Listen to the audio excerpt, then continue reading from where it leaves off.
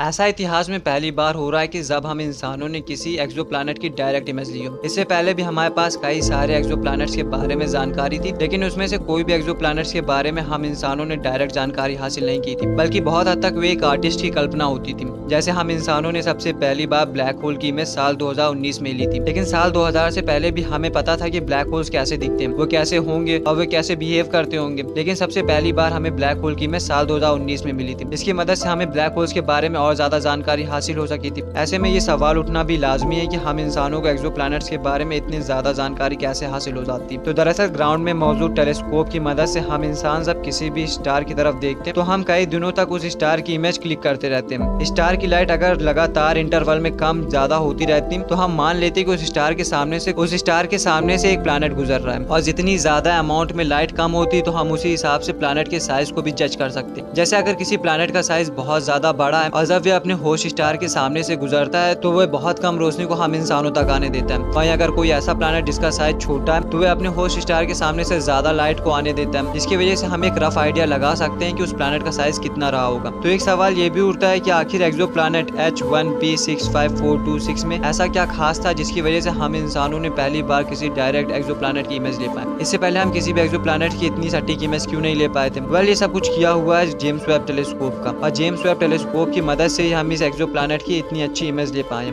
और इस प्लैनेट का साइज जुपिटर से करीब 6 से 12 गुना ज्यादा बड़ा है। ये प्लैनेट पूरी तरह से गैसेस है, जिसकी वजह से इस प्लैनेट में लाइफ फॉर्म होना बहुत ही ज्यादा मुश्किल है। ये प्लैनेट अभी बहुत ज्यादा यंग है और इसकी एज केवल कुछ मिलियन साल की है, जबकि हमारी पृथ्वी की एज 4.6 बिलियन साल से भी ज्यादा है। इस प्लैनेट की इमेज लेने के लिए एस्ट्रोनॉमर्स को जेम्स वेब टेलीस्कोप के 4 अलग अलग लेंसेज का इस्तेमाल करना पड़ा था। जेम्स वेब टेलीस्कोप में लगे मास्क, जिसे क्रोनोग्राफ कहा जाता है, उसकी मदद से आने वाली होस्ट स्टार की लाइट को गायब कर दिया जाता है। और ऐसे में हम इंसानों के पास अब केवल प्लैनेट से आने वाली रोशनी थी, जिसे 4 अलग अलग वेवलेंथ पर लिया गया था। इसके अलावा ये प्लैनेट अपने होस्ट स्टार से बहुत ज्यादा दूरी पर मौजूद है। इमेजिन करने के लिए जितनी दूरी पर हमारी पृथ्वी सूरज से मौजूद है, उससे करीब 100 गुना ज्यादा दूरी पर यह प्लैनेट अपने होस्ट स्टार से मौजूद है। तो ऐसे में इस प्लैनेट की खुद की इमेज कैप्चर कर पाना थोड़ा आसान था। इसके अलावा हाल ही में जेम्स वेब टेलीस्कोप की मदद से हम इंसानों ने यूनिवर्स की अब तक की सबसे बेहतर इमेजेस निकाली, जिसको हमने अपने पुराने वीडियो में कवर किया है, जिसका लिंक आपको डिस्क्रिप्शन बॉक्स और पिन कमेंट में मिल जाएगा।